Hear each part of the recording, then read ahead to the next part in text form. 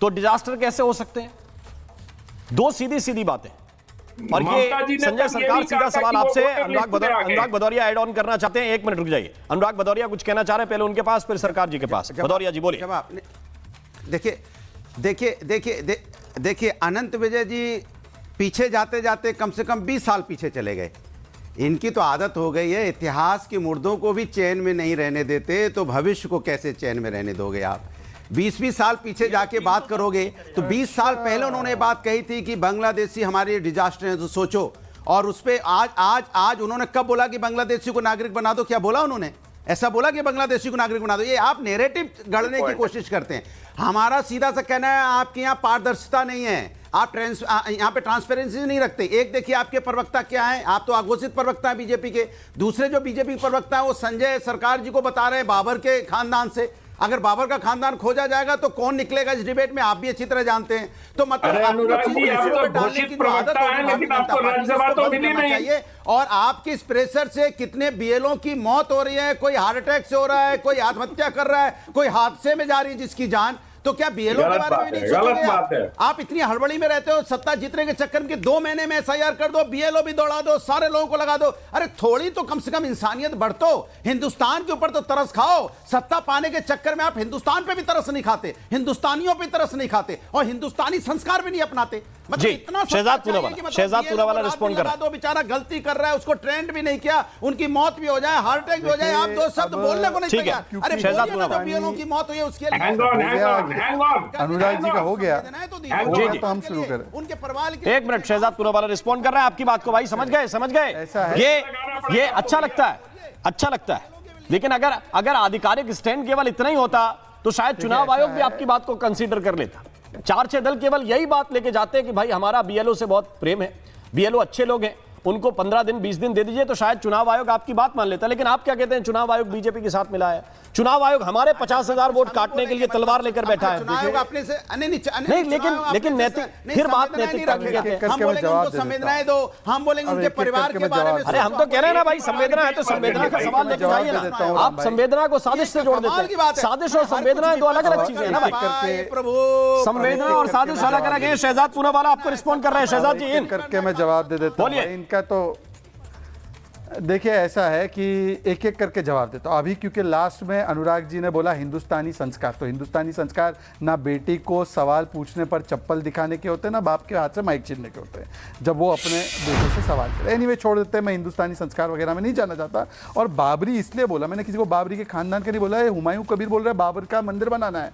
भाई मुझे जहाँ तक पता है, अनुराग जी खुद क्षत्रिय धर्म से क्षत्रिय हैं, अपने आपको राम जी का वंशज मानते हैं। चौहान जी ने भी बताया मैं राम जी का वंशज हूँ। एक बार मिलकर जय श्री राम नहीं बोलेंगे, दोनों मिले बाबर की मस्जिद बनाने में।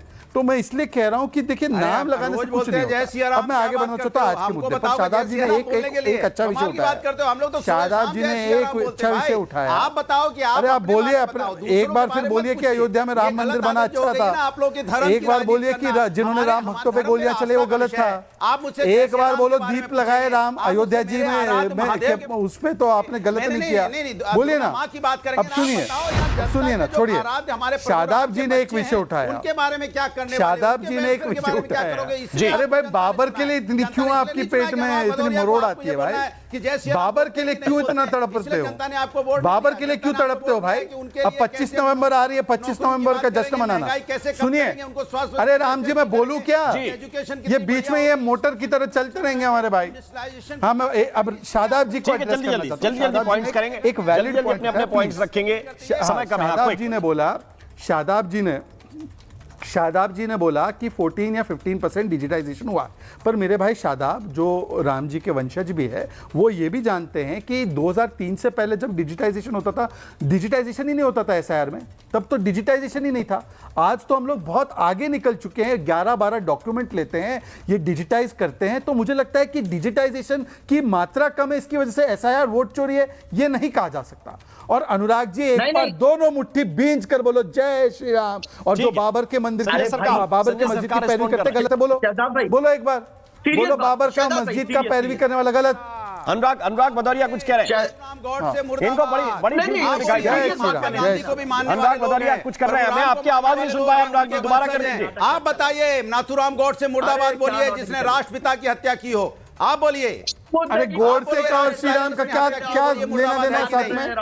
गोडसे को श्री राम के साथ कैसे तुलना कर रहे हैं आप? बोलते हैं जय सिया राम, जय श्री राम आप और बोलो गोडसे अपनी कहाँ? बात। जय श्री तो बहुत अच्छी बात है, बोलते रहो। 25 तारीख को हम धर्म की राजनीति नहीं करना एक बार अपने सांसद को भेज देना, एक बार सांसद को मंदिर भेजना, क्या देश के एक बार सांसद को मंदिर भेजना, ठीक है, संजय सरकार उनको गोली मारने वालों को, उस आतंकवादी को आप एक बार सांसद को मंदिर भेजना। ये सवाल संजय सरकार आपके को इन कराइए, पास प्लीज पूछता हूं तो प्लीज प्लीज प्लीज। ठीक है ठीक है ठीक है, संजय सरकार बोलिए। अब देखिए देखिए, और मैं आप आगे बोले जो अभी जो हुमायूं कबीर पत्रकार पे बोलो महोदय क्या जी स्टैंड बोल है? जो पत्रकार महोदय जी बोल रहे थे, तो इसको बस कुछ प्रूफ है, बांग्लादेशियों को यहाँ का सिटीजन बनाया। अरे ये कहाँ का पत्रकार, इसको आज तक कोई आर्टिकल भी हम पढ़ा नहीं है, कौन से पेपर में नहीं है, कौन धागू ना मागू कौन है, इसके भी हमको जानकारी नहीं है। नंबर 2, मैं इनको पूछना चाहता हूँ, बॉर्डर किसने देखता है?